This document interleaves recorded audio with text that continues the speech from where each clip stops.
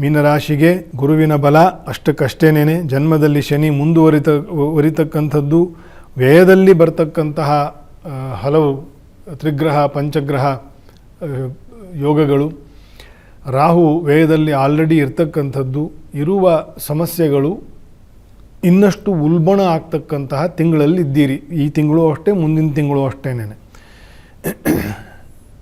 ಸ್ತ್ರೀಯರಿಗೆ ಹೆಚ್ಚು ಬಾಧೆ. ಶುಭ ಕಾರ್ಯಗಳಲ್ಲಿ ಇನ್ನಷ್ಟು ಪ್ರಯತ್ನ ಹಾಕಬೇಕಾಗತ್ತೆ. ಎಷ್ಟೇ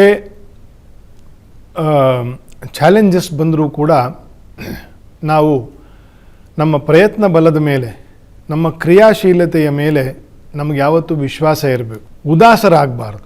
ಈ ಮಂತ್ರವನ್ನು ಚೆನ್ನಾಗಿ ನೆನಪಿಟ್ಟುಕೊಂಡು ಸ್ವಲ್ಪ ಯೋಗಾಸನ, ಪ್ರಾಣಾಯಾಮ, ನಾಮಸ್ಮರಣೆ, ಸಮಾಧಾನವಾಗಿ ಇರೋದನ್ನು ಅಭ್ಯಾಸ ಮಾಡಬೇಕು. ಯಾಕಂದರೆ ಈಗ 2 ತಿಂಗಳೇನೋ ಕಳೆದು ಹೋಗ್ತದೆ, ಆದರೆ ಜನ್ಮ ಶನಿಯು ಕಳೆಯೋದು ಇನ್ನೂ 2 ವರ್ಷ ಇದೆ. ಇನ್ನೂ 6 ತಿಂಗಳು 8 ತಿಂಗಳಿದೆ ರಾಹುವಿನ ವ್ಯಯದಲ್ಲಿ ಇರತಕ್ಕಂಥದ್ದು. ಸೊ ಈಗಲಿಂದ ಅದನ್ನು ಪಾಸಿಟಿವ್ ಆಗಿ ತಗೊಂಡು ಅದಕ್ಕೆ ಬೇಕಾಗಿರ್ತಕ್ಕಂತಹ ಮನೋಧರ್ಮವನ್ನು ಸರಿ ಮಾಡಿಕೊಂಡು ಸಮತ್ವಂ ಯೋಗ ಉಚ್ಯತೆ. ನಾತಿ ನೀಚ ನಾತಿ ಉಚ್ಚ.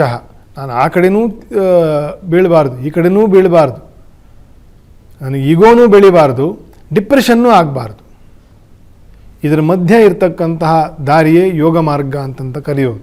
ಅದಕ್ಕೆ ಭಗವಂತನ ಆರಾಧನೆ, ನಾಮಸ್ಮರಣೆ, ಯೋಗ ಮಾರ್ಗ ಇದನ್ನು ಗಟ್ಟಿಯಾಗಿ ಮೀನರಾಶಿಯವರು ಮಾತ್ರ ಅಲ್ಲ, ನಮ್ಮೆಲ್ಲರಿಗೂ ಇದು ಅಪ್ಲೈ ಆಗ್ತದೆ. ಸೊ ಇದನ್ನು ಗಮನದಲ್ಲಿ ಇಟ್ಟುಕೊಂಡು ಮಾನಸಿಕ ಒತ್ತಡಗಳನ್ನು ಕಡಿಮೆ ಮಾಡಿಕೊಳ್ಳಿ. ಆರೋಗ್ಯದ ಬಗ್ಗೆ ಹೆಚ್ಚು ಗಮನ ಇರಲಿ. ಹೋಗಿರೋದನ್ನು ಹೋಗಲಿಕ್ಕೆ ಬಿಡಿ, ಅದನ್ನು ಕದಡಕ್ಕೆ ಹೋಗಬೇಡಿ. ಇನ್ನೊಂದು ಏನೋ ಒಂದು ಸರಿ ಆಗ್ತದೆ. ಅರ್ಧಕ್ಕಿಂತ ಜಾಸ್ತಿ ಸಮಸ್ಯೆಗಳು ಬರೋದು ನಾವು ಹೋಗಿರೋವಂಥ, ಅಂದರೆ ನಮ್ಮ ಕೈ ಮೀರಿ ಹೋಗಿರ್ತಕ್ಕಂತಹ ವಸ್ತು ವಿಷಯಗಳು ಏನಿರ್ತದೆ ಅದರ ಹಿಂದೆ ವ್ಯರ್ಥವಾಗಿ ನಾವು ಅದನ್ನು ಸಮಯ ಮತ್ತು ರಿಸೋರ್ಸಸ್ಸನ್ನು ಹಾಳು ಮಾಡ್ತೀವಿ. ಸೊ ಅದರಿಂದ ಸಮಸ್ಯೆ ಉಲ್ಬಣ ಆಗ್ತದೆ. ಹೋಗಿದ್ದನ್ನು ಹೋಗಲಿಕ್ಕೆ ಬಿಡಿ. Let go, chase new thing, try again tomorrow. ಇವತ್ತು ಬಿಟ್ಬಿಡಿ, ನಾಳೆ ಮತ್ತೆ ಇನ್ನೊಂದು ಪ್ರಯತ್ನ ಮಾಡೋಣ. ಸೊ ಈ ರೀತಿಯ ಮನೋಭಾವವನ್ನು ಬೆಳೆಸ್ಕೊಂಡು ನಾನು ಹೇಳಿದಂತೆ ಯೋಗ, ನಾಮಜಪ ಸಾಧನೆಗಳು ಸಹಾಯಕವಾಗಿರ್ತಕ್ಕಂಥದ್ದು. ಒಳ್ಳೆಯದಾಗಲಿ.